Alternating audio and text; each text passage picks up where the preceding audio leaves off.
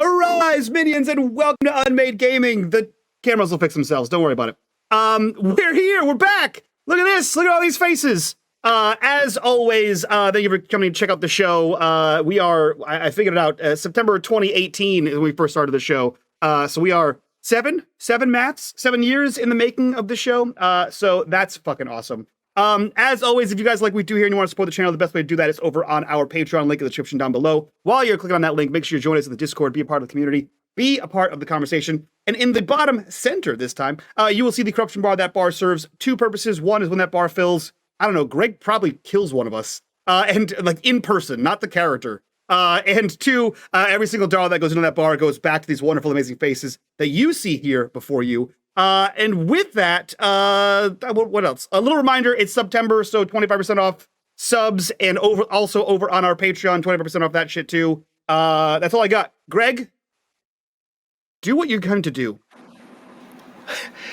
I will now kill you all. No, Great, friends, fuck. Thank you so much. This has been something I've been looking forward to for many, many moons, because this table is fantastic. It is a safe place we were just talking about places to run to with trusted folks, and this is one of mine. So I cannot wait to get back into this story, albeit a brand new one. Now, for those of you that are just joining us, all of the faces that you see around here are part of the Atari Twilight family, whether it be in the Keystones or the Autobots. We've had several seasons of adventures set in the 80s. You don't need to know anything about any of those seasons, because now, friends, we have jumped nearly 10 years into the future, into the wonderful world of 1998. The threats and all of the supernatural shenanigans that happened to our kids as in the 80s seem to vanish when the 80s did. And so real life has taken over. Courses have been charted and set, jobs have been acquired, stardom has been achieved by a few of these characters. But as always, when heroes are called, will they answer? Because danger never goes away. It simply takes a vacation. So friends, what we're going to do is I'm going to get myself all ready, but I have one question for everybody. And so I'm going to vamp for a little bit after I give the question, so everybody has a chance to think about it, so I don't just spring it on one of you. But the question is this: as of right now, in 1998, your characters who we knew as kids, who are now in their 20s, I ask but one question: are they happy? Friends, my name is Greg. I'm Warp Reactor over on YouTube. If you ever fancy yourself in need of a movie reaction or something like that, you can join me. But for right now, I'm going to be your game master. And I'm also going to be playing Ben McKenzie, one of the characters that happens to join this ragtag group of heroes. In addition to that, whenever we are going through all of this, I will be prompting you to, if you so desire, because music is a big part of the 80s, and it is also a big part of the 90s. And so we have a playlist for each and every episode, and I will prompt you whenever necessary to go to the Spotify playlist. And if you'd like to, you may listen into what would have been the soundtrack had we unlimited funds and the ability to get copyrights and royalties and all that great stuff. But what I'm going to do now is I'm going to go around, I'm going to ask all of my players what their name is, what their character's name is, and the answer to the question: are they happy? The characters, not the players. You can answer that one too if you'd like. We'll start with our host, Mike. Oh, that's me. I'm Mike. No introduction needed. I live here. I'm playing Mitch. Casey Mitch Mitchell. Definitely not a wizard. But he's here. He's around in spare time. Is he happy? No. That's all we need. Mike, why don't you hand it off to somebody? Ooh, you know what? Locked in time with me. Frags. Kendall, who are you, buddy? I am Robert Ott. Rob Ott. Is he is he happy?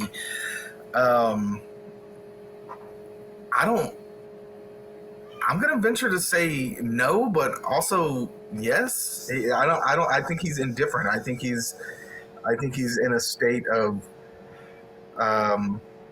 what's the word I'm looking for? Indifference. Did I say that right? Yeah. Pathetic. You've completely captured the feel of the 90s with the indifference, but when you're done, buddy, hand it off to somebody else. All right. How about the new person here? G. Oh, man. Oh, hi. I'm G, your friend in the neighborhood, Lightning Invoker. Today I'm reprising my role as Scarlet Blake, now Scarlet Blake Mackenzie. And the question is she happy? And yes, she's happy. Must be fucking nice. It must be fucking nice. Yeah, maybe you should make better decisions. You should have married Ben. You should have married Ben. Only we could all marry Ben. Fuck. That's the keystone to happiness. Yeah. G, hand it off to somebody. I'll go over to Rhino, to Mr. Butts over there. Alrighty, good evening. So I'm Rhino, Rhinoceros, playing George Butts. Is George Butts happy? I think, finally, yes. I think he's in the zone. He's into something that's actually working for him, kind of thing. So yeah, I'd say he's pretty happy. Fantastic. Yeah. Hand it off to somebody. I like the happiness. We're hitting a couple happies here. I'm going to send it to the least happy person in the world, Bitters. He hates everything. I'm Mr. Bitters, and I hate everything. I'll be playing Jerry Baker, and Jerry's definitely not happy, but he'll deny being unhappy to his last breath. And I guess we got to give it to Meta next. We don't have to, but you know. So I'm Metamancer. I am playing Shannon Locke.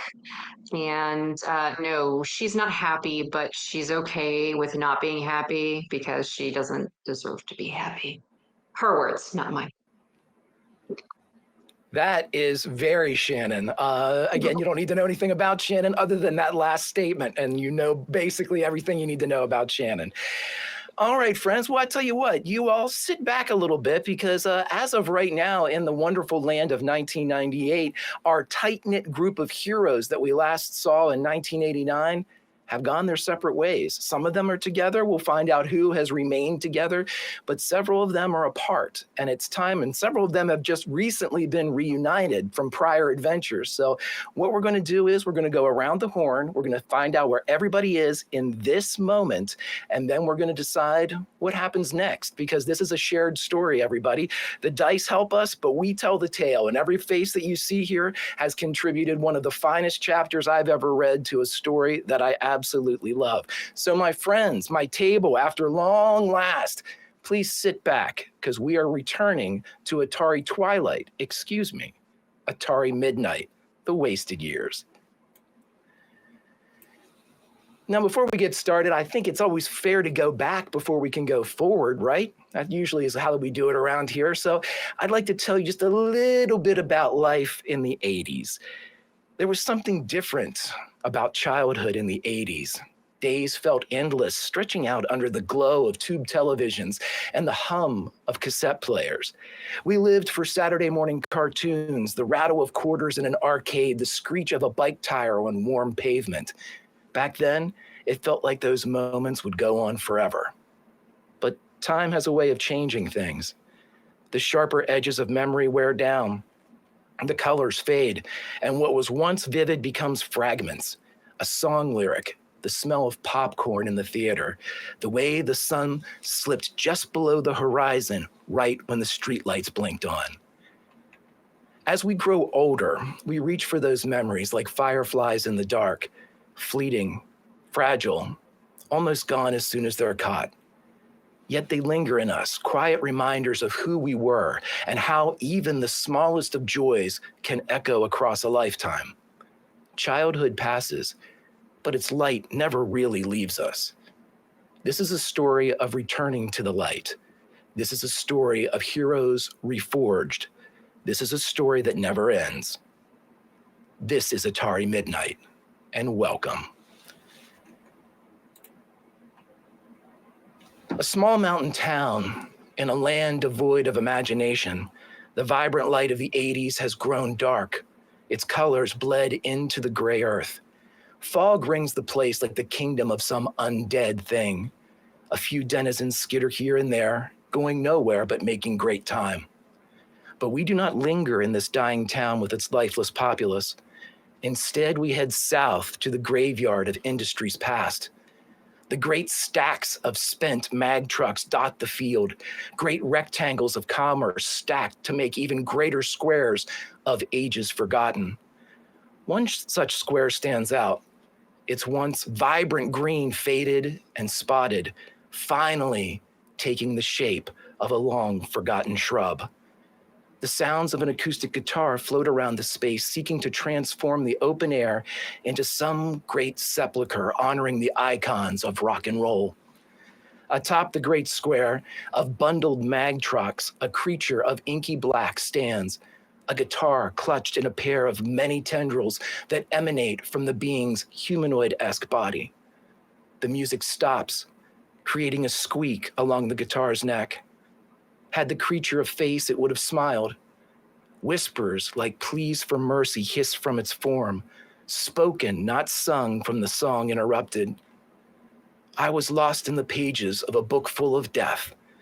Reading now, we'll die alone. And if we're good, we'll lay to rest anywhere we want to go.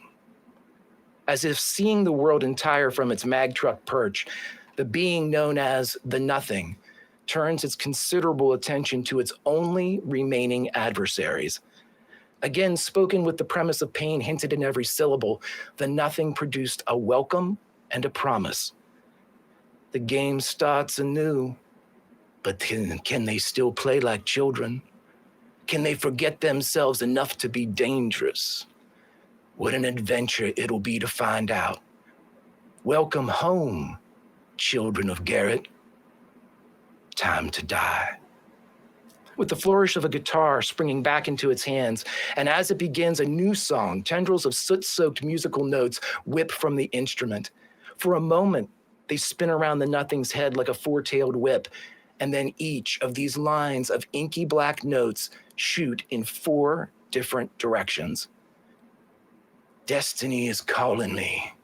Open up my eager eyes, 'cause I'm Mr. Brightside. The time is now 11:35 p.m., Friday, August 21st, 1998. Everybody, if you could go to your Spotify playlist, please cue up track number 2, Wasted Years.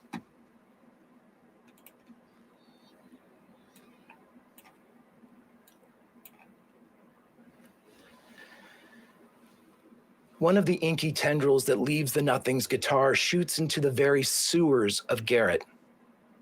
But it does not stop there. It pierces and swims through the inky water, matching its own blackness with a void even deeper still. And as it whips through one of the cisterns and down into a drain, it passes into the past, a very specific second in the past, a spare second. Garrett of the 1980s appears, June 12th, 1987 to be precise. Everything seems dusty and muted, but it's still Garrett in its prime. Rob, what is it like to see your hometown, a home you've never left, but now instead of appearing run down like it does in 98, even though it's muted, even though it's gray, it seems alive, like you remember it as a child, a glimpse into the past. My friend, you stare at Mitch. You stare at a town that no longer exists. What do you do? I believe I directed a question at Casey, and I asked him, "Where is it?" Where's what? You know good goddamn well what I'm talking about. And he's gonna start walking towards you. PW, is this the one where he tries to kill me? Is that are you replaying the oldies?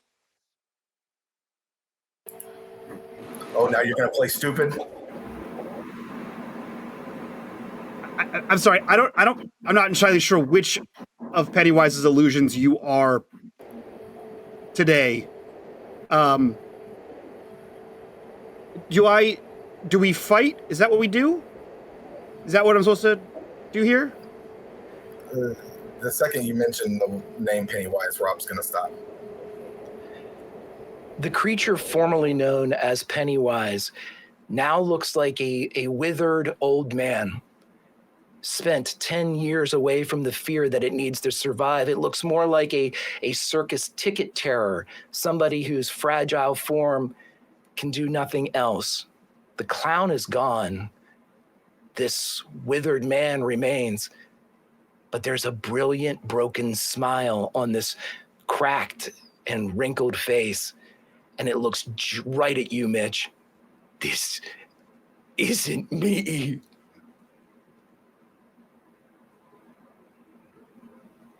What? He's not one of mine. He's new. What? Rob? The hell is even that, dude? That's Pennywise. Are you Rob? Like are you really Rob? Are you what's your name, dude? Mitch. What do people call you? Mitch. Rob's gonna start walking towards him again. There's only one. Keeping a side eye on Pennywise, and he's gonna be just as aggressive. And when he makes his way all the way up to Mitch, he's gonna grab him. Okay. And he looks over your shoulder. I don't understand. As he looks to Pennywise, still not entirely believing what's happening. Pennywise looks like a cross between manic and insanely happy. And the eyes that match yours aren't given a response, but they say, I'm as shocked as you are. I think you feel very hesitant hands sort of wrap around you, followed by, is this real? Yeah. We came through a portal together. No, I don't have portals. Like two seconds ago, I was with the kids, the kids, not us kids, the kids, the other kids. I have windows. I pushed. Were you not in the Neverland? I'm sorry. What? The hereafter, the fairy tale place. Are you not a witch? No. Warlock. You're Mitch. You're not evil Mitch. No. No. You're Mitch. Yeah, I'm just Mitch. What the only one. What is the last thing you remember, dude? And he's holding you by the head. Pennywise started cackling about something, and then I assumed one of his new plans to try to terrify me appeared. Before you got here. Before I got here, I fucking jumped the loop into here. What do you mean before I got here? I've been here for 10 years. He's gonna grab him in a hug again and pick him up. Oh, dude! What are we doing? Why are we doing this? What is happening? How are you here? I don't know. I fought you. Well, bad you, evil you. No. And I was trying to get rid of you because you had the locket and the heart thing, and I thought I was doing good, and oops. So I tried to correct my mistake, and I jumped through the portal after you, and I thought you were him, and he was bad. So I was dude. I was gonna punch you in the face. Also, what the hell is even that? That's Pennywise. He has moved within 5 feet of the two of you. Neither of you saw him move. Fucking God. Oh, no. No. Calm down. Oh, no. And he looks at Mitch.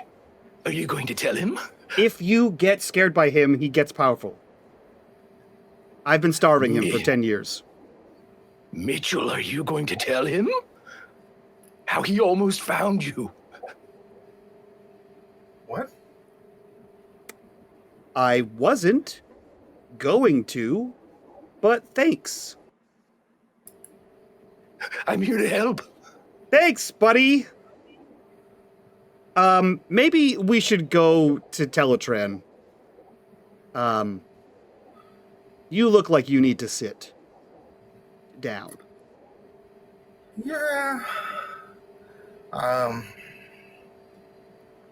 Okay, with that, Pennywise appears between the two of you, and a very thin, yet almost steel-like in nature arm drapes over each of your shoulders. Let's go, buddies. Okay, remember, As just breathe. the- Just breathe. to be perfectly clear, I'm not scared. He's just kind of creepy. Okay, great. Focus on that. All right, Pennywise.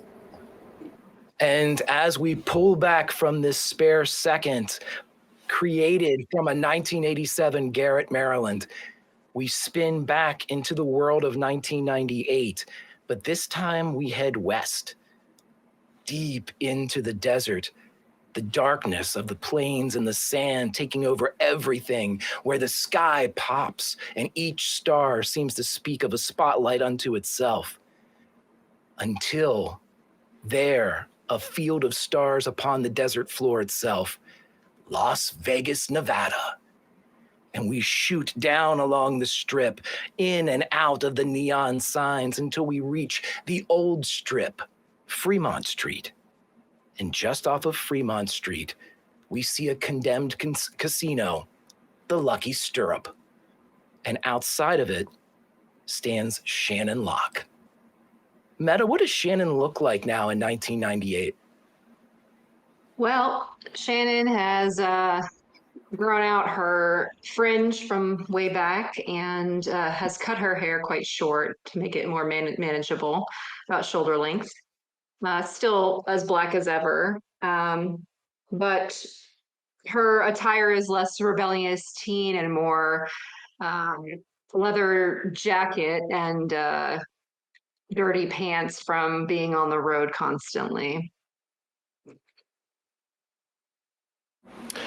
Fantastic. Well, in this particular instance, you aren't in Las Vegas for a vacation or for pleasure. You are here for business. And what is Shannon's current occupation?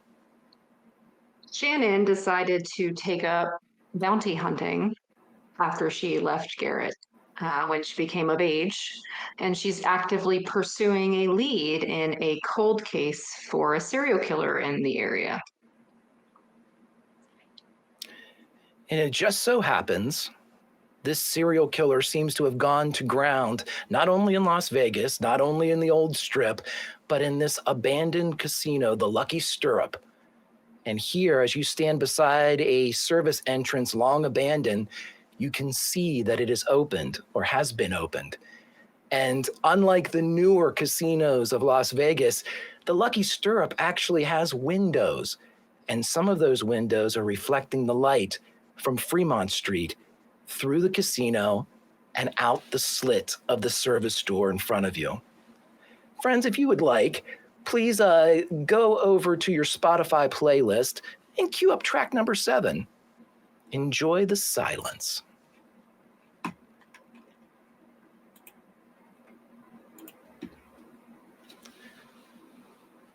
Meta, what does Shannon do? This person that you are tracking, you know to be extremely dangerous, that they have committed assaults, atrocities, murder. And you know, because you can smell them, that they are on the premises somewhere. Does Shannon prepare herself? But what does she do? Yeah, Shannon, maybe at this point even doesn't necessarily realize. She was thinking maybe she was following a lead, and then when she realizes this might actually be the takedown that she's been pursuing for so long, I think Shannon takes an extra moment, checks around to see if there's any inherent traps or even early alarm systems for this individual so that they don't get away. She puts her previous experience to use chasing down people, though this one's definitely much more dangerous than some of the others. Well, this is part of the expertise of Shannon Locke right now, so I will give you this one for free. The door itself, and from what you can see of the Lucky Stirrup, it doesn't seem to possess any type of trap or anything to even impair you from walking right into the casino. It just seems as if this was a door that was battered open and can no longer close properly. And thus it is slightly ajar, like the 90s. Since Shannon is trying to stick to her newfound principles, she is going to be taking out her sidearm. And carefully but confidently going into the building. Okay, and so as Shannon kind of slows open the door, you are greeted with the look of a casino in its final days.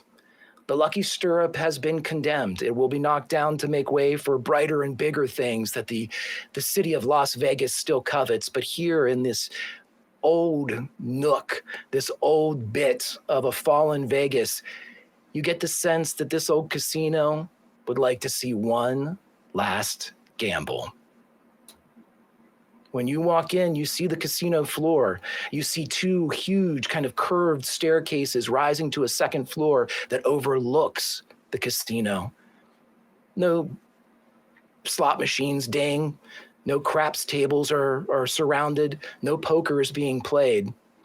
It still smells of cigarettes and loss. Where do you go when you enter?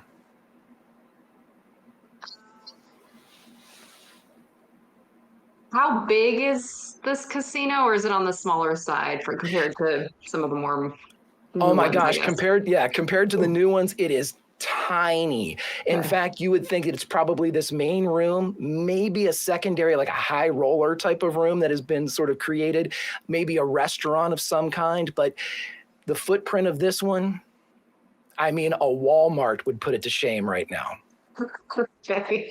I think then she would try to determine which location her bounty would be most likely to go into, like which part of the building. Since just looking around, you can't see any indications of life, light, habitation. The only thing that you could think of at this point was maybe the second floor. This casino's old enough where it actually would have had rooms that you could rent near to the floor like this. Okay. So maybe one of those? She would definitely. Yeah, that's where we go upstairs. Time to clear the rooms. So as Shannon is walking up the steps, her foot falls silent as they touch the laminated stairs. An inky black tendril shot from far to the east in Garrett, Maryland, slips through the doorway behind you and begins to climb the stairs with you. The time in Garrett, Maryland is now 11:50. Friends, if you could go to your Spotify playlist, I would like you to cue up track number 8, the Red Hot Chili Peppers, Higher Ground. And friends, as we spin away from Vegas and we shoot all the way back to the east, this time to Scranton, Pennsylvania, and not only Scranton, Pennsylvania, but a farm field just outside of this area, one that has been conscripted into the service of the Army of Lollapalooza as Lollapalooza 98. If anybody is remembering this from reality, this was a concert that was actually canceled. But in our 90s that never was, Lollapalooza 98 is roaring and in full effect. And right now, towards the end of the evening, the Red Hot Chili Peppers have taken the stage with their opening act on their main tour, Forget the Bunk Beds, a 4-piece group that consists of 2 brothers, one Ben McKenzie and one Jerry Baker. As we look at the crowd that is going absolutely crazy for these 2 bands that have joined forces to play one of the Chili Peppers' biggest hits, Higher Ground, The crowd is roaring, punching. Lighters are not even being lit. They're being thrown. People are fighting. You see, if you were a member of the crowd, you would see several guitar magazines clutched in the hands of the fans across the front row, holding them towards the stage as if somehow this band's going to stop playing long enough to sign a guitar magazine. And on the cover of these guitar magazines, the bassist for the Red Hot Chili Peppers, Flea, and the bassist for Forget the Bunk Beds, Jerry Baker, stand in silent pose, giving devil horns to the camera. And the title of the article reads, "All Your Bass Belongs to Us." But friends, the written word pales in comparison to the performance that is being gifted to us upon the stage of Lollapalooza. And so as this moment hits, I will place each and every one of us, our characters in play, Jerry Baker, Ben McKenzie, and Scarlet, who now goes by G? Blake McKenzie. Scarlet, where would you like to be? Where would Scarlet watch the show from? From the crowd or from one of the sides looking onto the stage from just off stage? I think she'd watch from the crowd. She's not dancing around or going crazy, but she's like kind of off to the side by the stage. Okay, so you are at crowd level, but close to the stage, one of the sides of the stage. Very good. Yeah. In this moment, Jerry, you find yourself back to back with perhaps the greatest living bassist, Flea. You are playing the song Higher Ground, and we'll give a bit of a flashback here to right before you all took the stage, where Flea offered you two things to wear. He gave you the choice between a pair of pants made out of stuffed animals or one athletic sock.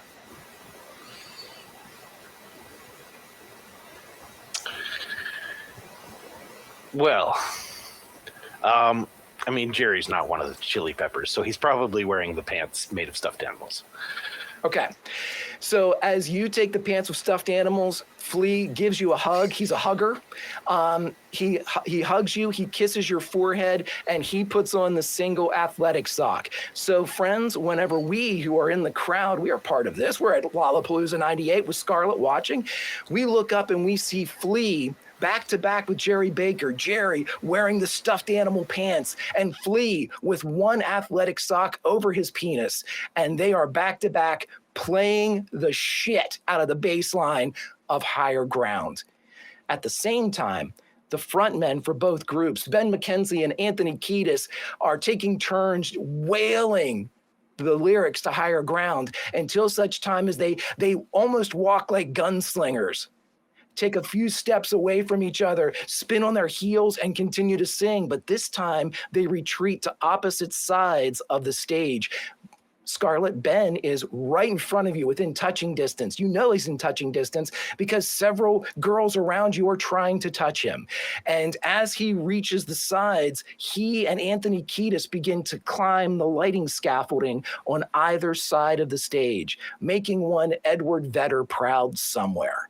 And as they climb high enough and continue to sing Higher Ground, this entire place erupts. And in this moment, Scarlet, with the very first roll of this campaign, roll me investigate.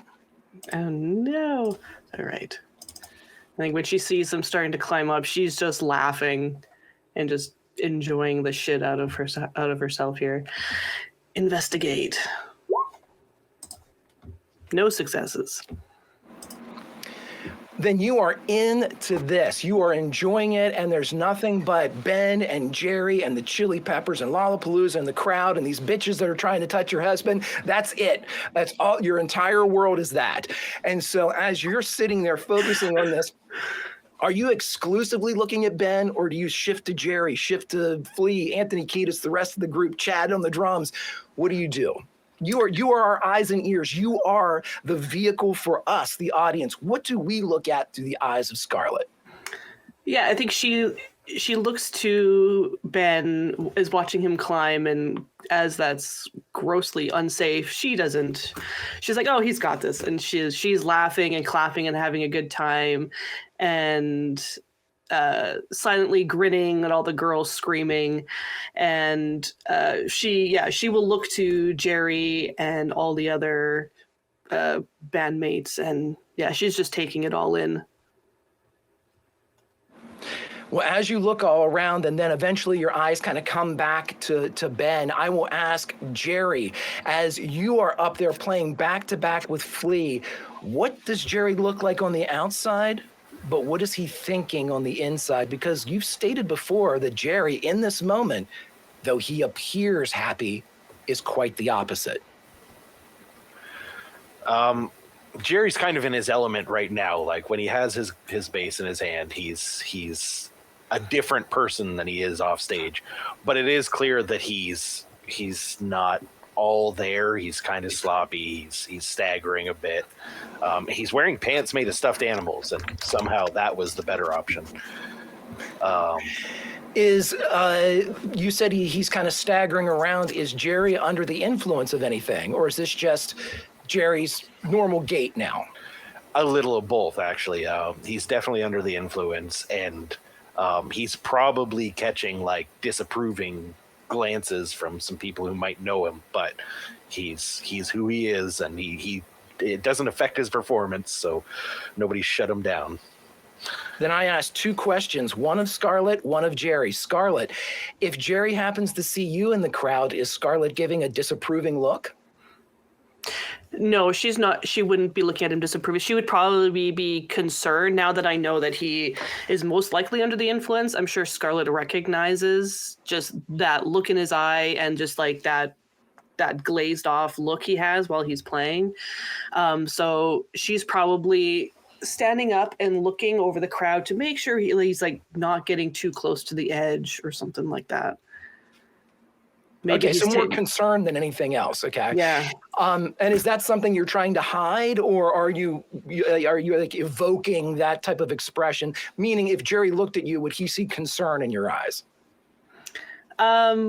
Yeah, probably not. I don't think she's judging him because she loves him, but she is definitely concerned. He's probably fallen off the stage before during a previous performance, so I think she's just worried about his safety. Okay. Fantastic. So that would be the look. That may be a typical Scarlet look, one not of condemnation, but of concern. And the question I have for Jerry is, in this moment, and Jerry has done this on stage several times, do you call forth the lightning? Do you bring it into your fingers? So when you slap your bass, the sparks fly. That's what the crowd came to see. But does Jerry give it to them?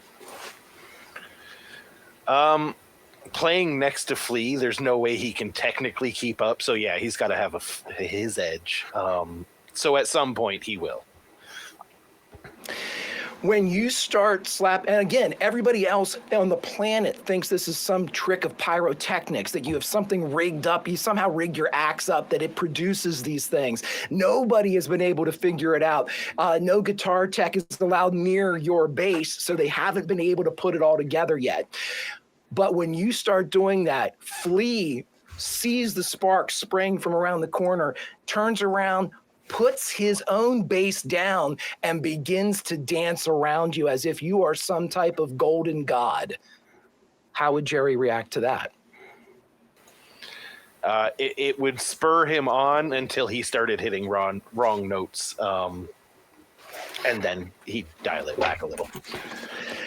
If you hit any wrong notes whatsoever, all Flea will do is he will reach up and actually like work the fret with you and just continue to watch. Flea may or may not be under the influence himself as he looks down and you see the sparks reflected in his eyes as he watches you slap the bass that is absolutely containing every element of his perception and his focus. And the crowd eats it up. I would like this from Jerry. Roll me a charm just to see how well you have them in your hand. That's 2 successes. Ooh. Nice. This place is ape Shit, Scarlet, you have never seen a crowd. You've been around plenty of crowds. And when Ben and Jerry's band took off, Rolling Stone cover boys, all of this great stuff, they went from fronting the Chili Peppers to being co-headliners on this stage of Lollapalooza. It has been a meteoric rise. You've seen it all, or at least you thought, until this night in Scranton, Pennsylvania, when this crowd decides that they are witnessing perfection in the form of rock and roll, and they behave accordingly. They've come to church to pray, and pray they have. It is the perfect night as a tendril from just to the west creeps down through the sky and hits the stage. My friends, at this moment in Garrett, Maryland, it is 11:56 p.m. If you would go to our playlist and cue up number 3, Dancing Days by STP. In an almost bowel-emptying juxtaposition, we leave Lollapalooza and the debauchery and the fun that is being had, and we speed south to Annapolis, Maryland, more specifically the Naval Academy in Annapolis, Maryland. There, where it's almost midnight, it is silent as a tomb. There's only one person walking through the halls of the dormitory, the poor sod that has drawn first fire watch, and that poor sod is none other than George Butts. Rhino, tell us about Butts. What's he look like? Sure thing. So Butts is, I would say, almost an opposite of what we would have expected. He's no longer more of the troublemaker wearing looser clothes, or even before that, super designer clothes or whatever. He's now wearing what literally everybody else has to wear. His hair is mandated to be a certain length. So he's very, very different. He also walks different. He doesn't walk with a bit of a swagger or anything like that. He walks with discipline now. So he's doing his watch. It's midnight. He doesn't have an ounce of sleepiness in his eyes because ultimately he knows he doesn't need sleep. So I think he's just going through the motions.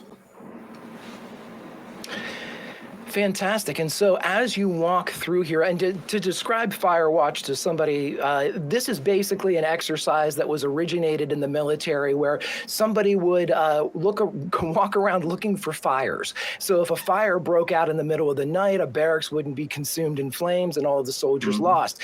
But since that time, it's become less of a Firewatch, as technology has advanced, and Firewatch has become more of a like a hall monitor type of deal where the person walking around, sure, they're looking for fires, but they're also looking for anything out of place, any shenanigans. This is the Naval Academy, though, and you seldom see shenanigans. It's more maybe somebody gets sick or somebody needs help or any of those things. There is somebody constantly in the hallways ready to lend aid, regardless of what the problem may or may not be. And so that's where we find George Butts, our grown-up George Butts, so to speak. And so as you walk down there, again, you can say that these days blur together, that they don't make enough, everything's the same, everything's uniform here, no pun intended for the Naval Academy. But is there anything that happened in this specific day? Is there anything going through George's mind, or is it just to the task? I think it's to the task. He's at a bit of peace, right? He's at something that's steady, that challenges him. So I think he's more, perhaps there was like a difficult, he's in his more senior year at the academy, so he's approaching what would be graduation and an instant commission into the Navy.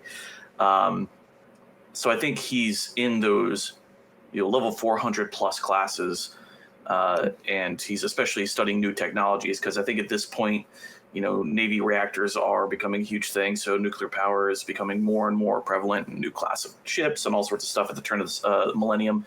So I think he's just inundated with information, data. It's like, I will say the meme, it's kind of like, equations are going on in the back of his head with all of the calculus and everything he has to learn.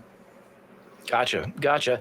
Okay, so as you're walking through here, again, and to put it into perspective too, George started the Naval Academy a little bit later than everybody else because he tried a couple things first, but ultimately found his groove when he hit the Naval Academy. So George in and of himself is a little bit older than even the seniors, by a year or two. So not something that's unheard of by any stretch of the imagination. And so you've kind of fallen into that senior role here as a bit of a leader, a bit of somebody at least that the others look up to as an example of how a midshipman should act. And so that is how you carry yourself through these hallways. And I will ask you, my friend, to roll investigate. But I give you the choice. You may roll investigate using your skill stats that you have, or you may roll investigate using the powers that you possess for not being technically human. How do I do that?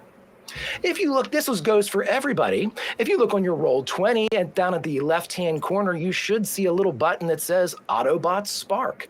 If you click that button, it will roll a D12 for you. If you get anything above a 6, it's a success. Anything a 10 or above is 2 successes. But you have to justify why you want to use it, or if I give you the chance, you can do so no matter what. I actually don't know that I see that. If you don't see it, go ahead and open your character sheet, and then on the tabs at the top, click the Attributes and Abilities tab, and then click the checkbox that says Show in Macro Bar.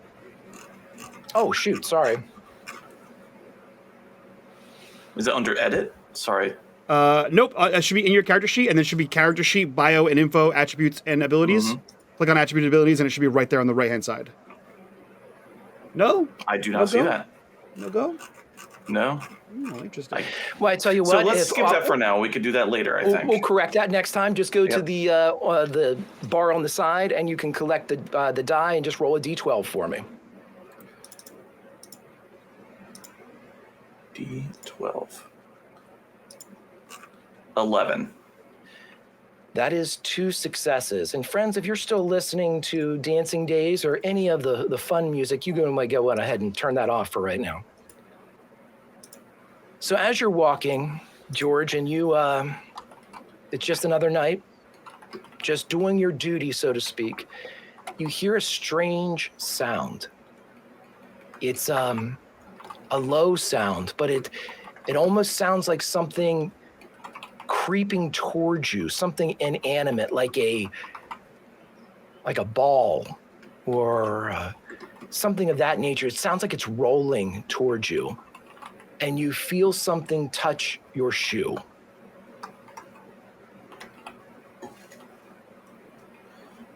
Yeah, he looks down and says, what the fuck is this? You see a marble.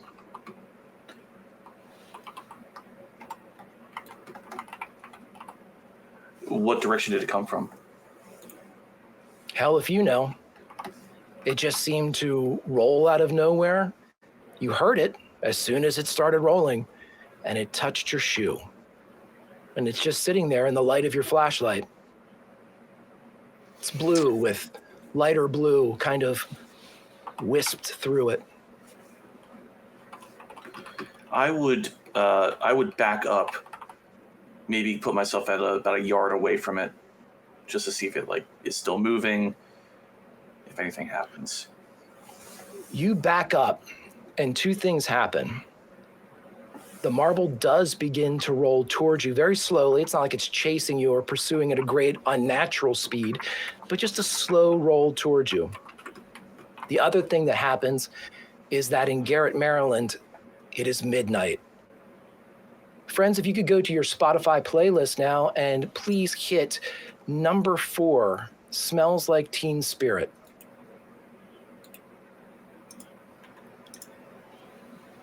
George, you hear from the darkness. You practicing your marbles?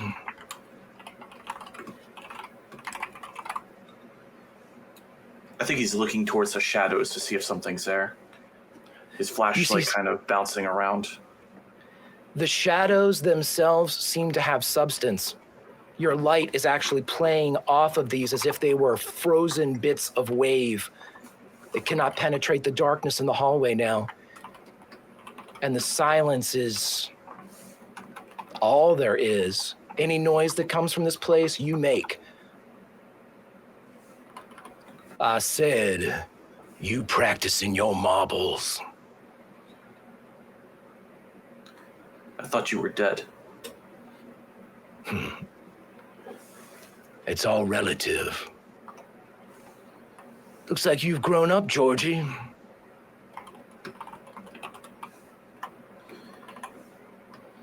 How is this possible? Have you forgotten? Does that brain let you forget?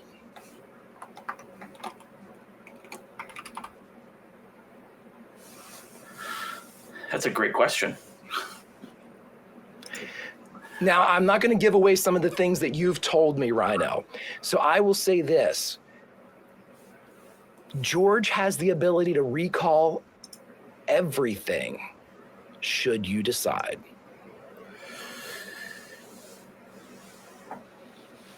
I think in this instance, he's going more into a, it's a fight, right? It's defense mode. Like, this is clearly something that is out of the norm. He needs to put the shields up.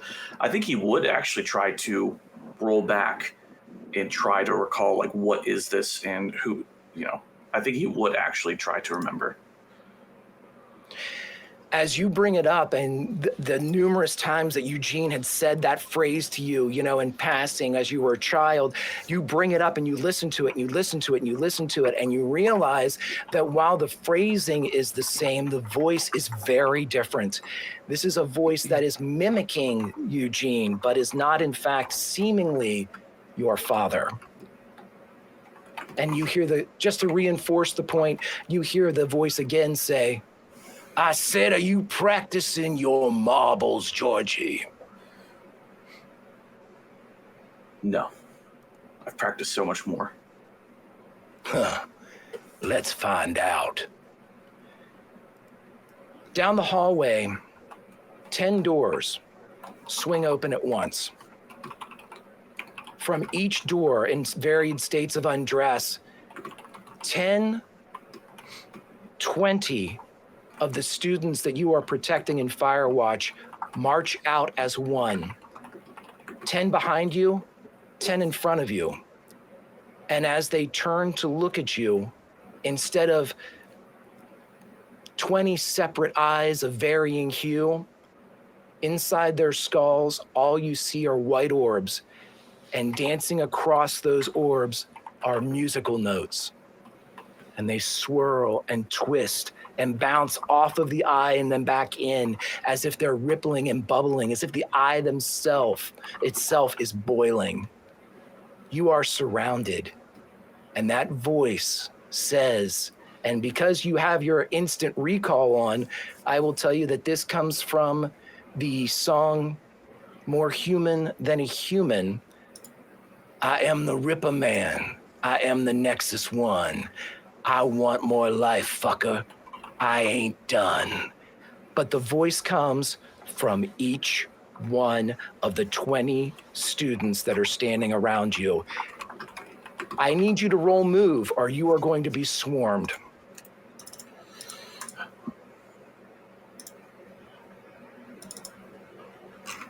Three successes. God damn. All right. So as they all come for you, I would like you to describe how George is able to evade 20 reaching hands. 40 if you double them up. Oh man, this is 98, so it's ahead of its time. He's like Neo. He's not even looking. He's dodging them and batting them away all around him and just creating that space. He's not looking to hurt these guys. If this is not because in his head, or at least in my head, it's like he's questioning whether or not this is real, imaginary. So he doesn't want to take the chance of actually hurting his fellow midshipmen. Gotcha. So just so everybody knows this, usually the default for this system is 1 success.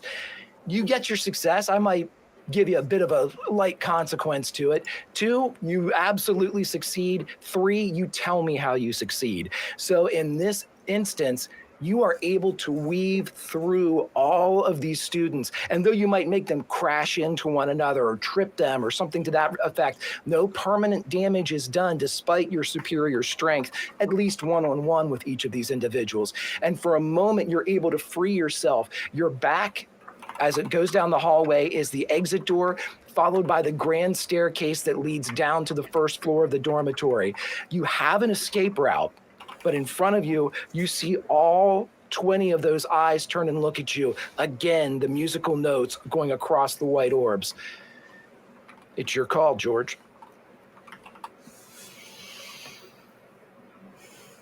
So I have the option to escape or face them? You do. Or whatever you would like to do. You just tell me. Oh, man. I think Butts would... I'm assuming this is like a stairwell, or is he jumping out a window? I just want to make sure I have... Just to your back, the hallway right now, there are no exterior windows. Sure, if you went into one of the rooms, they would have a window, but at your back, there is a door that is closed. You know that if you opened that door, it would lead to a grand kind of curving staircase from the old school that kind of lends itself down from the second floor to the first floor. So your escape route is that way. It seems to be clear right now. In front of you is everyone else. Obviously, you got open rooms, but the call is yours, my friend. How would you like to proceed? I think Butts is thinking, like, look, he still doesn't know whether this is real or not. Yes, everything felt real. So he's a bit in denial of this actually happening.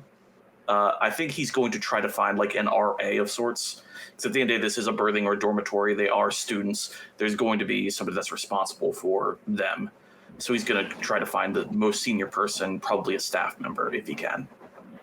Now, I will tell you this, as part of your equipment that you are issued as a person on Fire Watch, you have your trusty flashlight, and you also have a whistle in the event that there actually is a fire. So you may use that if you would like, or you may actually physically go to where you know there to be an RA and a superior. I think he's going to physically go there. I don't think he doesn't, because he has a lot of doubts again. I think he's just not trusting what he's seeing. Having the history that he can recall and how supernatural things can be. I think he's going to try that, and I think he's just going to try to find that RA or that professor or whatever he can find. Okay, so you know that the floor supervisor is at the very top of that curved staircase I mentioned. So you would have to quit out the back. What would you like to do? They are all now advancing towards you. Just milliseconds have passed as you are, you've freed yourself from them. You've turned and looked, and kind of all of this is going on in your mind. They now know that you've escaped temporarily. They want to rectify that situation as they begin to move towards you. How do you quit this area to get to the top of the staircase? In this case, I think he's like, it's $1 Million Man or whatever, where he's like super speed or like just leaping up these stairs with a bit of unnatural strength. Yep, and you can absolutely do that as you're taking them like 4 and 5 at a time. These like kind of long, kind of flat, wider stairs that, are used to many people going up and down them at once. So, they don't have the narrow feel of maybe more commercial steps. These are grand in and of themselves. And as you get to the top of the stairs, you see the door to the RA, and there's light coming from underneath it. And just from the sounds that you hear pursuit from behind you, but you also hear as if there is somebody in that room. What would you like to do? Doors closed, lights on. I think what I would do is, it is customary to do a quick 3-knock rasp. So, and I'm just doing that, opening the door and closing it behind me. Not even waiting for the enter, nothing. I'm going in. Okay, so as soon as you hit like the third and begin to open it, you're halfway through a "come" from somebody in there. But as you open the door, instead of light that is coming from underneath it, you are greeted with God knows how many marbles as they come pouring out of the door, and they begin to swarm you completely. I need you to make another move roll for me, my friends, as you are being swept by very real marbles.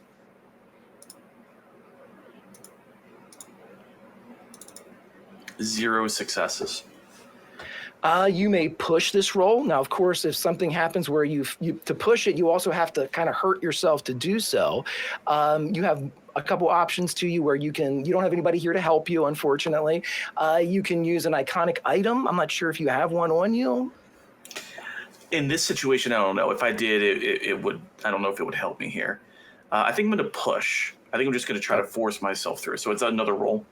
Roll it again. Yep, and you'll take a condition for this, but Okay. this will give you another roll. Yep. 1 success. Okay, so you get your success on the push, and your condition. We'll talk about that. Just mark that you have one condition down. And as initially it takes you by surprise, and even with your enhanced reflexes, you begin to skate backwards towards the staircase. You are able to turn and evade the massive amount of marbles that are coming at you, but you slip down 1, 2, 3, 4, almost like you're ready to fall on your back and fall all the way down the steps, but you kind of crash down 3, 4, 5, just as the wave of your classmates hit you and darkness takes you. Scranton, Pennsylvania. How the hell are you guys? They're doing pretty good. Well, I'll let you know that the concert has wrapped up, at least as far as, forget the bunk beds is concerned. The Chili Peppers are continuing to play. But again, the one invited song that they had their fellow friends up for is now over. They're moving on to Under the Bridge and some of their bigger hits that the crowd has come to see them off with. The encore is currently playing behind you as Ben jumps down. Ben, who, again, did not accept a sock, did not take was not offered the stuffed animal pants. He jumps down. He is wearing a pair of military cargo pants, olive green. He lands. He has a buttoned up shirt that is opened, but he lands down right in front of you, Scarlet, as all of these grasping hands, these bitches that you saw before, are reaching up towards him, seemingly not looking at you at all.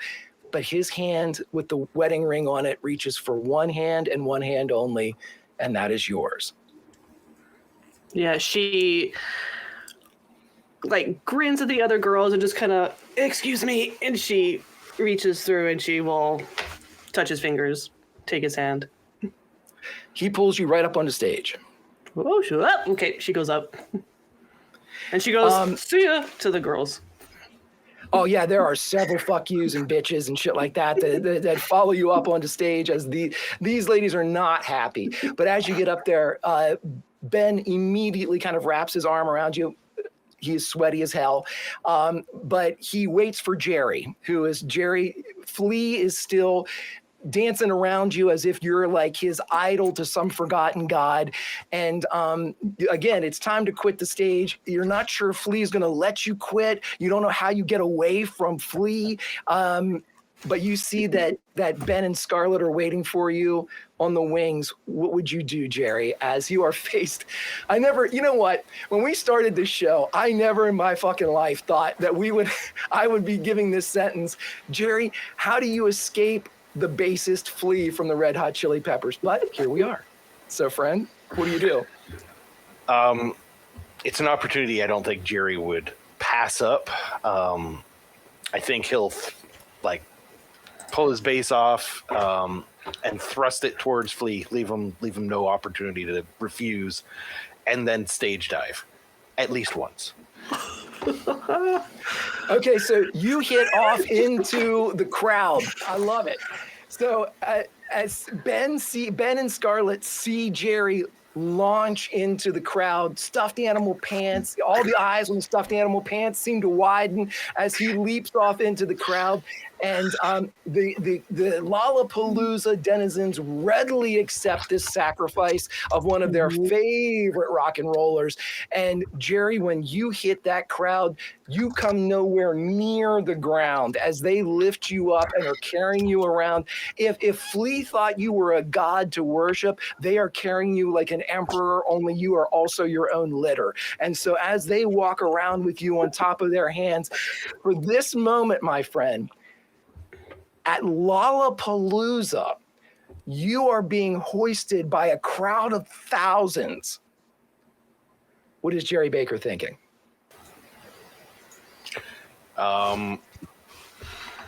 First and foremost, he's probably got his eyes out for someone's beer that he can snatch along the way.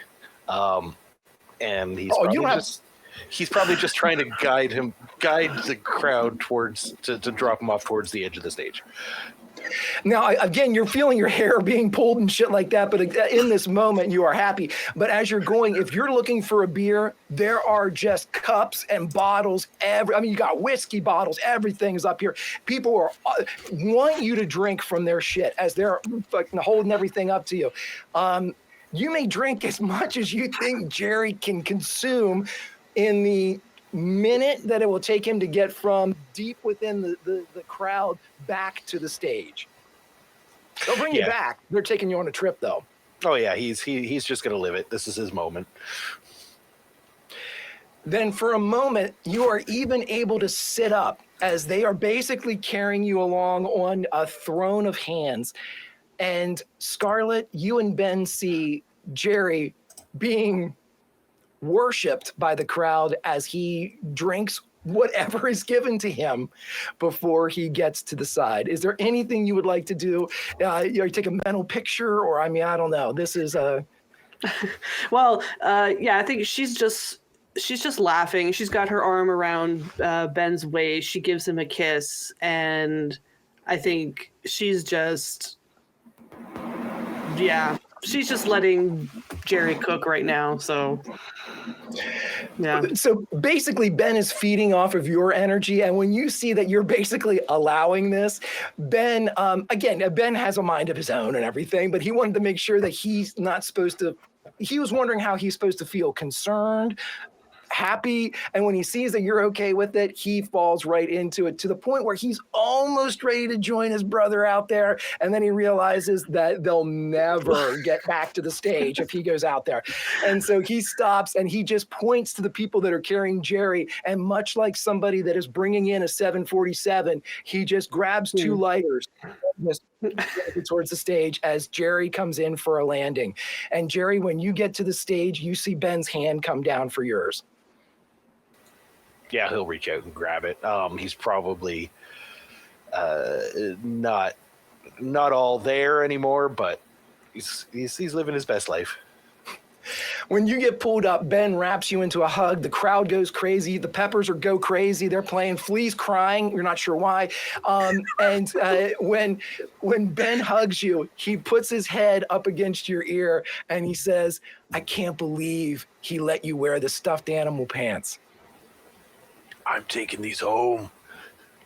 If you're not, I am, man." And he pulls back and he looks at you. Not. And again, for a moment, shrouded in profile, these two that have been through so much, Ben and Jerry. And by the way, that's not lost on the crowd. Throughout the merch of Forget the Bunk Beds are all derivative of Ben and Jerry ice cream. You see shirts out there, Ben and Jerry's, the flavors like Rockapalooza and shit. And, all this is everywhere. But for a moment, all of the fans of any band see these two and they realize these two are true bandmates. These guys are true brothers. They're musicians, they're artists. And in this moment, whether they are inside or not, they're happy. And Ben fucking throws his arm around your shoulder and you guys get led off into the wings, making your way towards the Forget the Bunk Beds tour bus, which, funny enough, has bunk beds in it. So you guys are on your way. Is there anything you want to do as you pass between all of the different acts that are walking around back here? Snoop Dogg's over there. Willie Nelson's beside him. I mean, it's complete bedlam here backstage. The farther you walk into, the sparser this kind of crowd of notoriety gets as you reach the parking lot, and there, the beautiful silver bullet that is the Forget the Bunk Beds tour bus. Honestly, it'd probably take like all of Ben and Scarlet's coercion to rein Jerry in, seeing all these people backstage, provided they want to get him to the tour bus anyway. Ben definitely does, because he knows that he may never see Jerry again if he lets him loose in this environment. So he could be convinced by them, but only them. Yeah, I think she would try and maybe pass. She has already got a bottle of water in her hand as they're going, and then when no one's looking or they've passed a crowd of very famous people, she will hold it up to his face and like actually pour it into his mouth if she'll let him, or if he'll let her.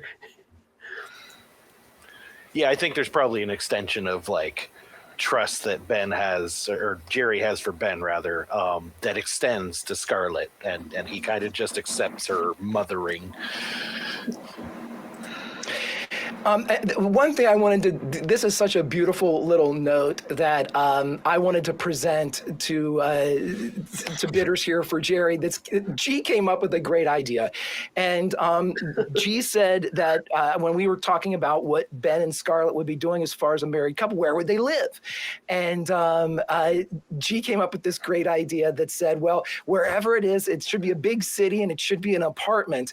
And across the hall, like Joey from Friends, Jerry should live.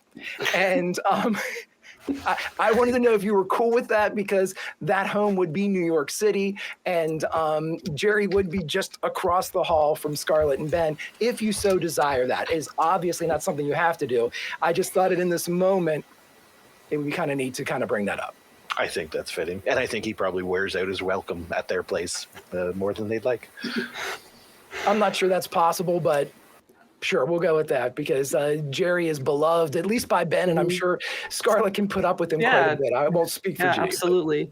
Yeah, and like you said mothering, and like she knows not to, she's not going to try and embarrass him and be like, Jerry, you should do this. Like when nobody's around and no one's looking, she's going to be like, take some water before you fall over, so she knows he has a reputation to uphold, and whether he wants to or not, and so yeah, she's not going to embarrass him or anything.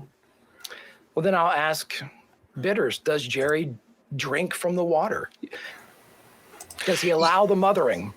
Yeah. Maybe a little reluctantly, but absolutely. And if they come around the corner and then they see someone else really famous, I think she'd be like, oh, and she'll pour it over his head. Well, how famous is famous? Like, would Chris Christopherson get? No, not him. I don't know who else would be there. It's like Chris Cornell. Chris Cornell comes around the corner, and all of a sudden you're drenched. So basically, you all in various states of mothering and friendship and love. Ben is, unless Scarlet basically pushes him off, Ben is just constantly in contact with Scarlet. If there's any doubt by any passerby, the affections of this front man, this rock and roller, it is immediately defined when anybody sees Ben look at Scarlet. He looks with love that is eternal and singular and profound. And the entire trip, whenever he's not on stage, he is at Scarlet's side. And as you all make your way out to the parking lot, there's roadies and techs and agents and managers, and basically everybody that makes a show come together. They're out here, and along the way as you're walking, all the celebs are closer to the stage. But at this moment, something drops from the sky. And friends, I'm going to need you to cue up That Smells Like Teen Spirit again.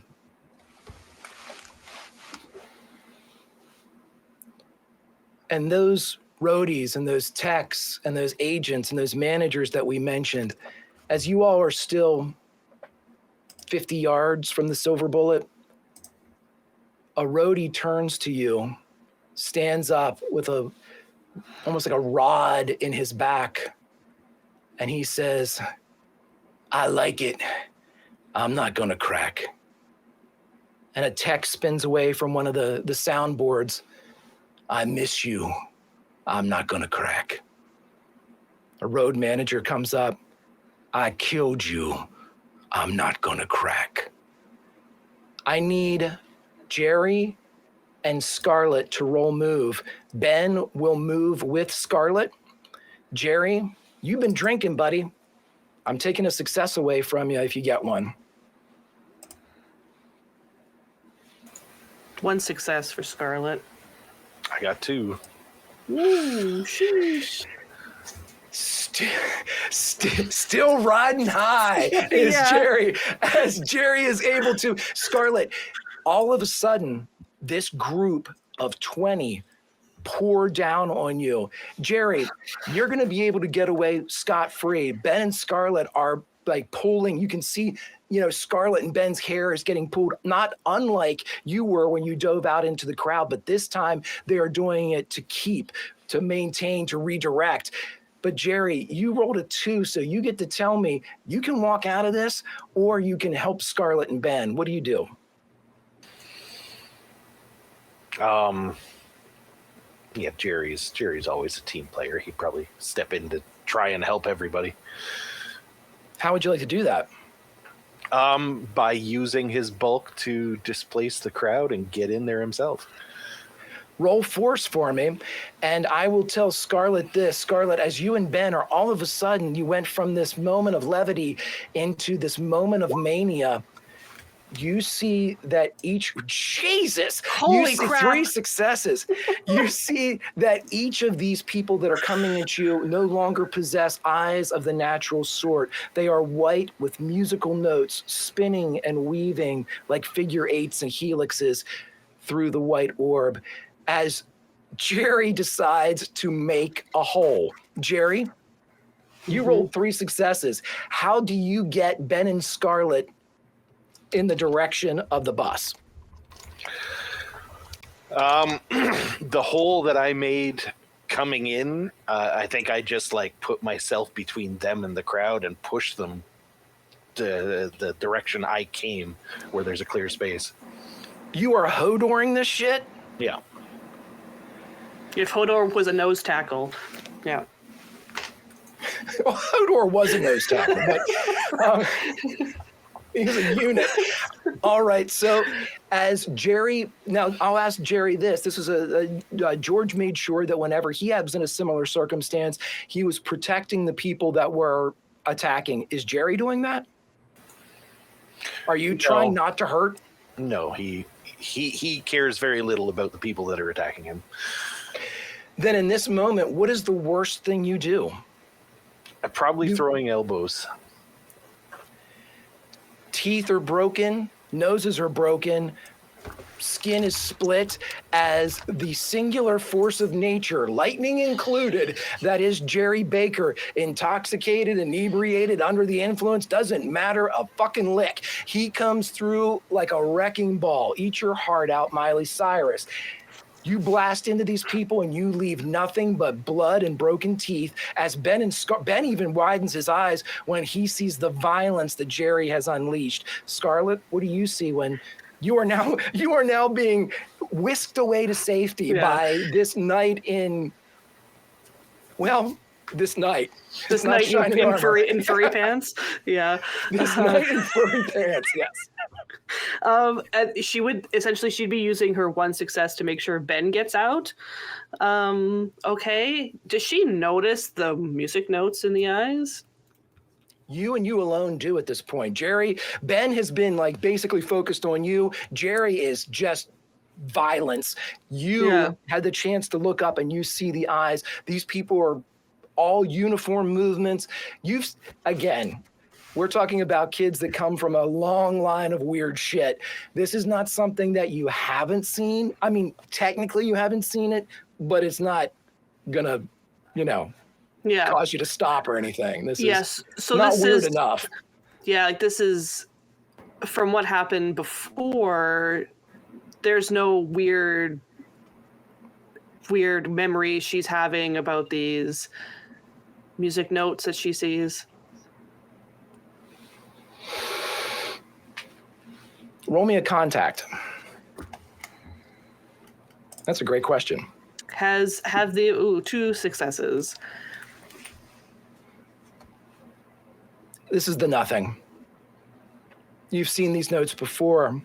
You saw them in Garrett whenever you were taken back from the age of always. Okay, so whenever that's already Rob happened. Rushed. Yeah. Okay, so I think when she sees that, she she's using her one success for Ben because she's freezing when she sees it. Okay. So Jerry will have to get her out. Yeah, and so Scarlet pushes Ben ahead. Ben stumbles, or he would have stayed and to help as well. But he's moving, and he kind of gets whisked away just by the kind of the movement of the crowd itself. As you all are being parted, Jerry, you see as the crowd begins to swarm around Scarlet. You rolled 3. I'm not making you roll again. What do you do to get Scarlet and yourself out of there? I think he'll just kick whoever's between him and her and grab her by the hand and pull her to him. Just force his way through them. And she'll go. So the two of you are running hand in hand through these reaching arms, these grasping fingers, and you're able to break free as Ben's coming back for you guys, and the three of you, this triad of a family found, run towards the bus. And it's just at that moment when you see the emergency truck there for people that might be dehydrated. It's not an ambulance, it's a truck, but it's got the emergency sign on the side. It comes barreling through the crowd up to you, and all you see are the headlights. Out west, go ahead and turn off Smells Like Teen Spirit. The Lucky Stirrup is quiet around Shannon as you begin to walk up the stairs. You're catching strange smells, and I need you, Meta, to roll a contact for Shannon. Okay. Don't have any in that, so let's see how this goes. 0.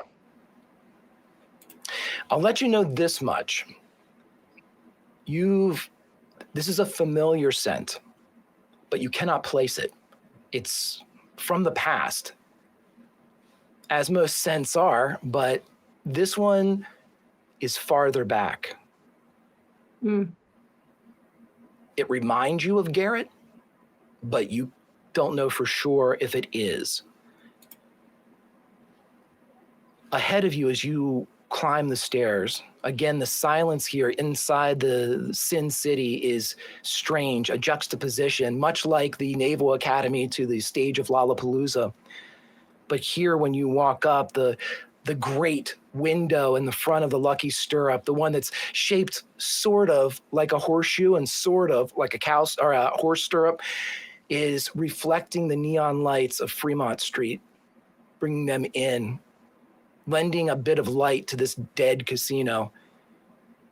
But ahead of you, at the top of the stairs, a voice oozes between the reflected neon and between the muted sounds of Fremont. And among the deep pools of darkness, you hear a face, and it says, "Oh, look at your face. Your name is might have been. My name is never was. My name is forgotten."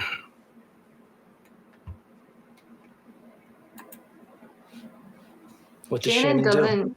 She doesn't respond immediately, but she uses one of her free hands to grab the cuffs that she brings with her for the bounties and kind of throws it towards the direction of the voice and then says, "Put them on."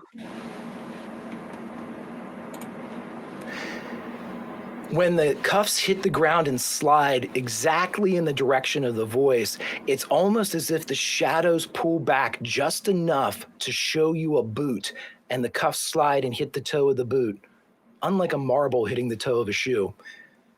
But you hear a question that's asked from this darkness, from this voice.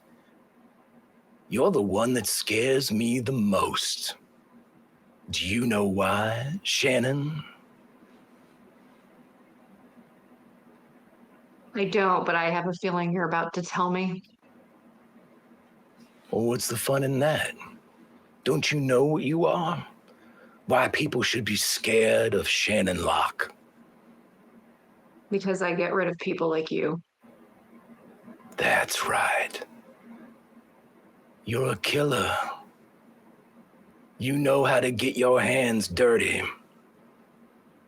That's scary to anybody.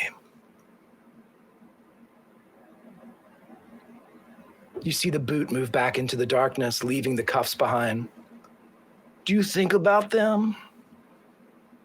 Those friends of yours back in that little town in the mountains? Why should I? Aren't you lifelong pals? I've had a lot of lives, so I wouldn't say so. The voice catches when you say that, and I want you to roll a charm. This is in conjunction with that statement.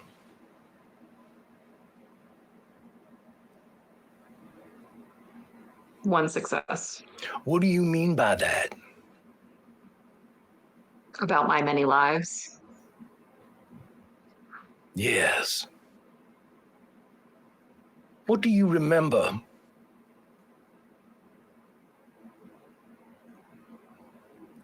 I'm going to give you this one for free. The bravado, the confidence, the bullshittery is gone from the voice. And where once a proclamation of you being the one to fear the most might have just been rhetoric, now you're pretty sure the voice believes it. I think you already know a lot more than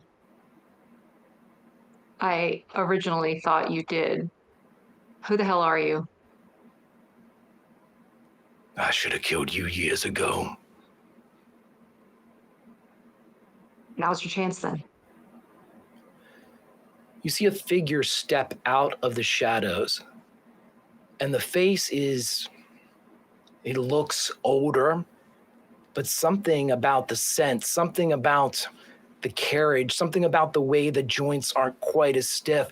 If you were to look at the physical attributes of this person, you would think they're in their 40s, but the way they move, their gait, you would think they're right around your age.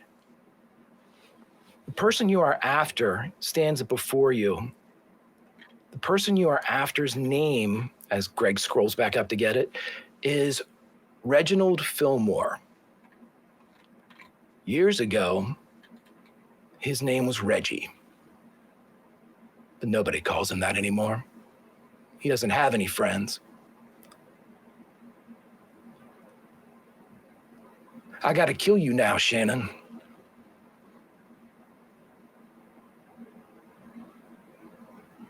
Not this time. She shoots her gun. Ooh, fuck yeah, roll the D12 because I want this to work. Me too, guys. Everybody, me too. Crossing my fingers here. Oh, God. Oh, how fucking glorious is that? That's amazing. Yes, with a 1, I will allow you now, even with the magic dice, you can push if you would like. You can push to re-roll. You will take a condition no matter what, though. So if you would like to, you may. I don't know what this magic dice is, but I kind of want to find out. So yeah, I'll push it. Alrighty. Roll that beautiful D12 again. Come on, guys. Let's see. You get a success. You will take a condition. We'll talk about the condition in a bit, though. Okay. Right now, as you fire off the shot, you see, where were you aiming? Center of mass. Center of mass, yeah. Like she was trained. Okay. So you take him right in the sternum then. You see him kind of move back. You hear that wet thud that almost sounds like somebody punching into, cookie dough as it against his chest. And you immediately see blood begin to ooze out of the wound. Behind him, again, we don't need to have specifics here, but I'm assuming that Shannon probably packs pretty hefty ordnance inside. What type of gun does she have? Is this like a huge gun, a 38, or is this? I was going to say a 38. I'm trying to remember what was really popular with the bounty hunters in the 90s. I know that they all had their own like repertoires. I'm not talking about, Dog the Bounty Hunter, but like generally speaking. So right. Yeah. Well, let's just say this, man.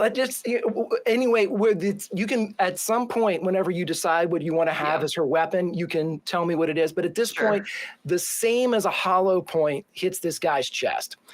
And you see behind him on the wall of the now defunct, soon to be destroyed casino, you see and hear matter hit that wall. But he doesn't drop. And he continues to move towards you. At this point, I need to know what you would like to do, and I will give you the opportunity to do whatever you would like. She's just gonna unload the rest of the clip. Shannon doesn't know what's going on. She doesn't know why he hasn't gone down, so. Roll me your D12 again then, as this, you are absolutely falling into something that you would benefit from the D12 for, so. And 11 is 2 successes. So this is a grand total of 3 successes on this guy. As you like T1000 this guy, you light him up. You are hitting center mass. You are hitting knees. You are hitting whatever you're aiming for. He continues to stumble towards you until when he is about 15 feet away, he leaps. And in the span of 1 second, he is on you. And you both begin to tumble back across the stairs, but he seems to continue his momentum. And you climb into the air of the dying casino, and you feel the glass of the great window hit your back and then shatter as the two of you fly out into Fremont Street. Holy shit. Okay. Let's go back to the spare second, everybody. Rob and Mitch. Wheels come round at last, guys. Mm-hmm. As you all are walking back towards Teletram, arm in arm with the entity known as Pennywise, Pennywise turns to each of you and somehow whispers into each of your ears. Galileo's head was on the block. Your crime was looking up the truth. And as the bombshells of your daily fears explode, try to trace them to your youth. Pennywise stands straighter, stronger than you've seen him in years, Mitch. And where the wide eyes were surrounded by wrinkled flesh, now it is the white pancake makeup of a clown reborn. And the eyes themselves are as white as the makeup, only they have musical notes floating across them, spiraling, dancing. Slowly, he pushes the two of you in opposite directions since he was between you. He points to the towers of the loop, and then he points to each of you. And he says, the loop, the once and future Mitch, and the last prime. 3 birds, 1 clown. What will the two of you like to do in the spare second, in the 1 second you have?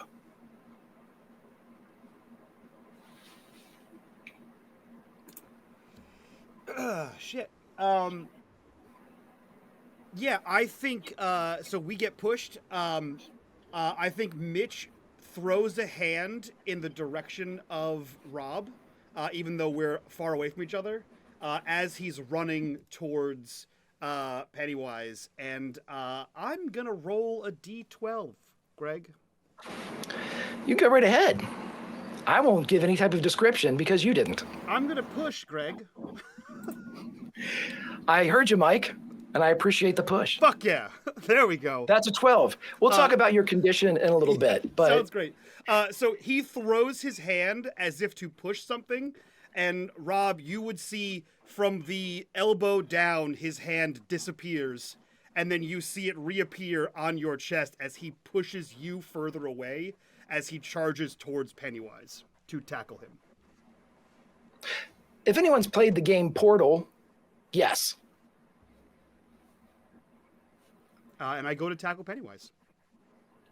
Rob, you also have a second in this moment of mania. What would you like to do? As you are pushed by a out of nowhere Mitch hand. Rob's gonna go, ugh! as he gets pushed and utter confusion, because he doesn't know what the Indigo Girls have to do with any of this. That, my friend, is an excellent question. One that I won't answer right now, but an excellent question nonetheless. So as Rob gets pushed back by the hand of Mitch, and Mitch is charging Pennywise, the spare second spasms. The ground pitches beneath your feet. The eternal second, the one that thought it would live forever, realizes that death has finally come for it. It begins to collapse. Seconds have a very short life.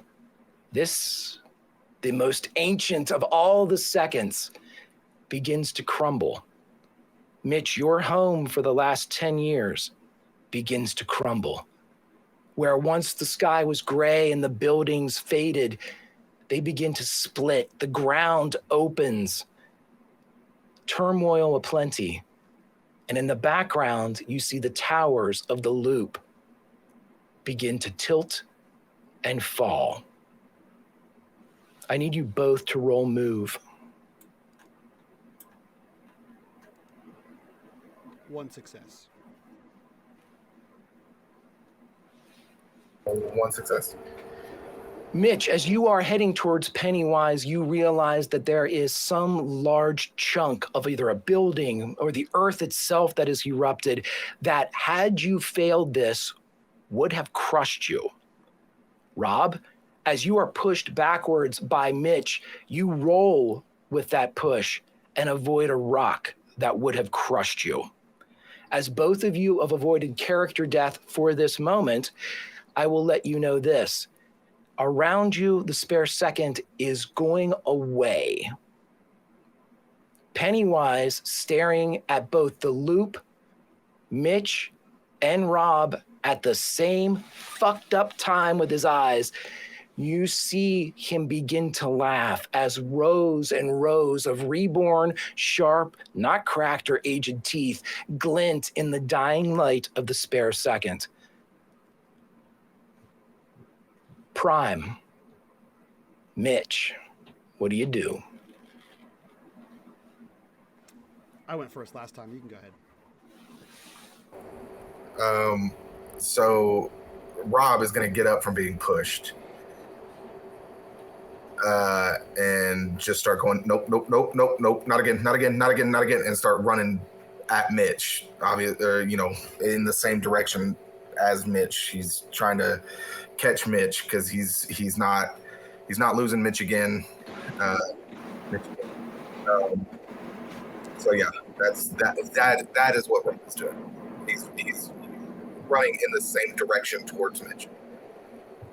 And it's fun that you asked about the Michigan, because the death rocks that are falling from the sky or the ground, that's currently a Michigan, everybody. So Yeah, I think Mitch seeing, like, dodging a big giant rock and seeing Pennywise a little more than he was, I think he sees, like, Rob coming from the side, and I think he redirects. Rob, as the one Autobot who never left, I think there's a moment where, like, you see Mitch as he's running towards you, and, like, the way he's running towards you gives you the vibe that he's going to try to dive you somewhere. Except you only see, like, regret as he's running towards you. And I'm going to try to dive us home, Greg. I need you to roll a d12, and in this moment, the last of the primes, as Mitch is going to be decidedly slower here because he's doing something else. You're moving towards one another, but Mitch is definitely slower than the making slower progress. Rob, what would you like to do? You have the powers of Maggie May, of the primes, but you are also you. How do you clear this area? Because you're both going to make another move roll for me, which needs to be succeeded. Rob is going to try to spread the rocks and give a clear path so that it's almost like there's a line in the sky where there is no rocks between me and Mitch. If that's through sheer willpower. Roll me a d12. Okay.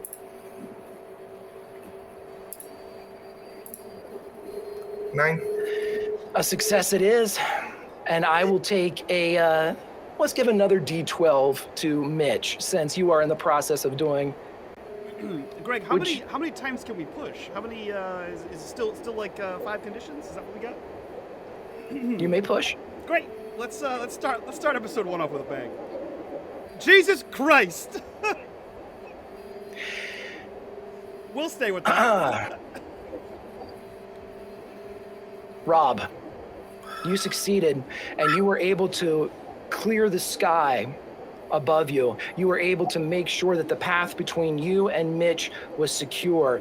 The only thing is, as Mitch, you can see, you've been around him enough. You remember, you've never forgotten.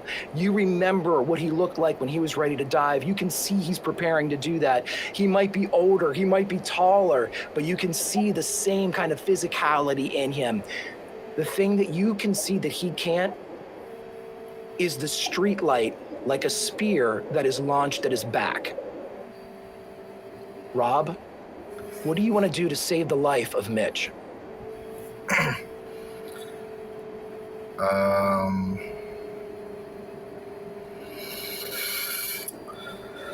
How is are we close enough together to where Rob can essentially make a diving tackle and spear Mitch like a Goldberg highlight reel? I resent that you said Goldberg, but Greg I'm perfectly fine with it, but we would have to see what the dice think. Roll me a d12. Let's consult them. A 12. My friend, you have saved the life of the friend that Rob has lost for 10 years. And in this moment, you know it. And whether or not he'll ever admit it, Mitch knows it as well. How do you redirect him from death? I kind of hoped that I would spear him into a dive. Then that is the exact thing that starts to happen. Scranton, Pennsylvania, the lights of a truck coming at you. Annapolis, Maryland, falling down into a crowd of creatures bent on your destruction, George. Las Vegas, Nevada, crashing through a window out into the bright lights of Fremont Street. And in the spare second, in that moment of mania where that place of wonder ceases to exist, a light takes you all. If you could do me a favor, everybody, and go to your Spotify playlist, go to track number 6. It's a little one called Take On Me.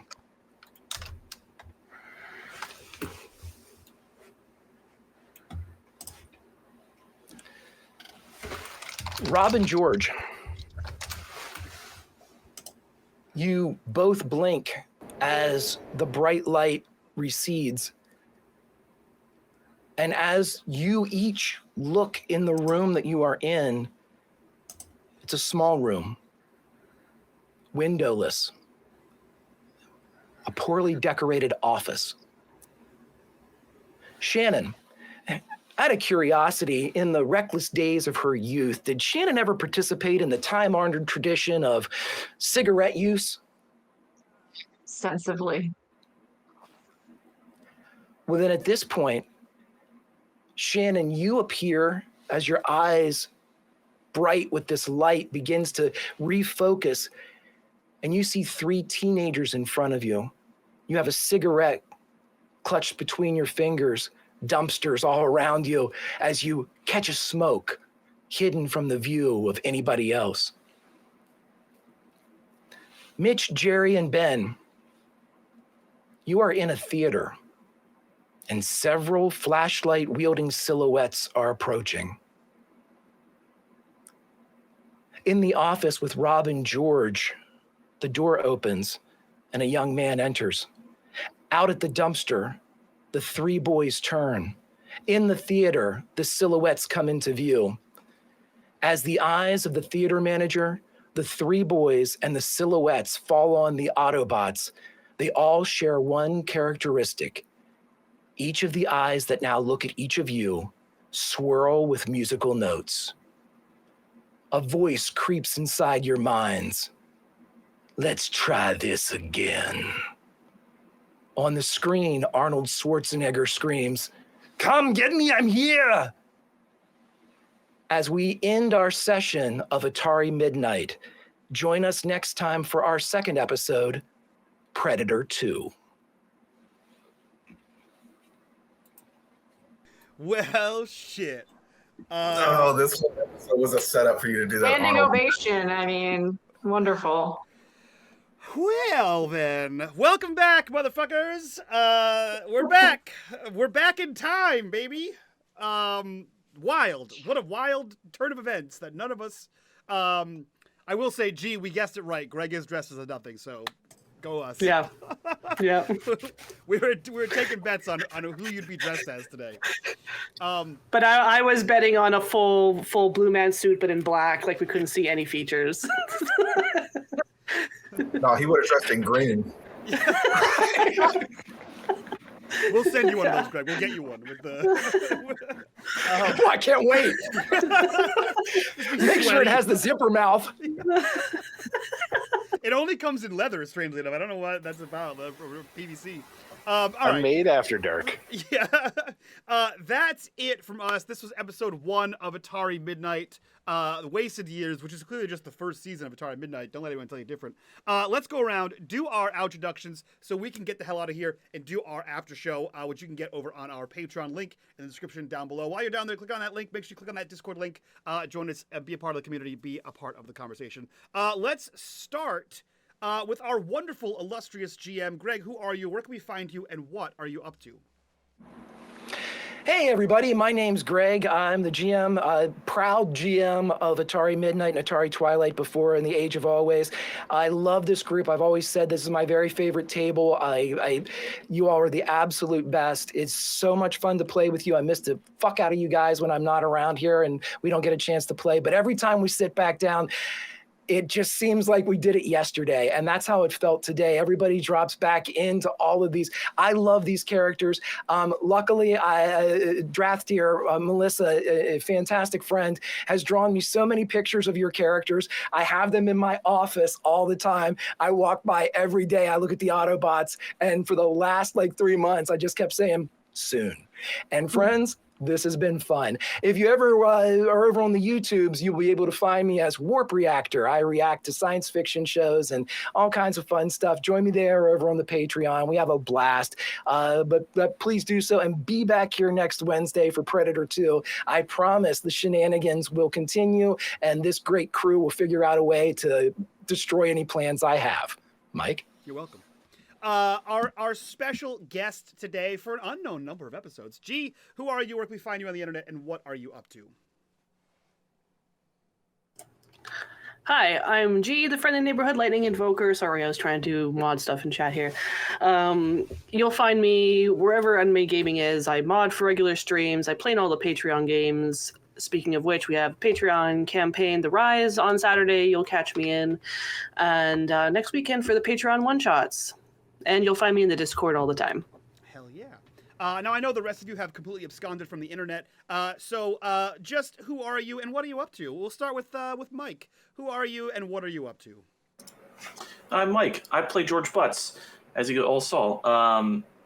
Yeah, I'm just up to doing things in life and work and new hobbies. Playing golf. I think I said that in the prequel to this, but yeah, that's really it. Yeah. Bitters, same questions. Who are you? What are you up to? I'm Mr. Bitters. I just hang out here. Lately, it's Borderlands 4 and aquariums. Hell yeah. Meta, same question. Who are you? What are you up to? I'm Meta, and I actually started my own business this year for myself instead of other people, which is cool. And I'm actually helping other businesses do more business things. So doing that full time, and yay, good stuff. Hell yeah. Entrepreneurship. Hell yeah. The most stressful job you'll ever have. Yeah, literally. is working for yourself. Last but not least, Frags, who are you and what are you up to? I'm Kendall. I play Rob. I work and hang out, bruh. That's just what I do. Hell fucking yeah. That's it from us. We're gonna get the hell out of here, do our after show. If you guys want access to that, like I said, go over, check out the Patreon link in the description down below. For the rest of the month, it will be 25% off because it's my birthday month. It's actually my birthday Monday. So that's gonna be super cool. So go check that out. But that's it from us. We will see you guys next time. So from all of us to you, bye.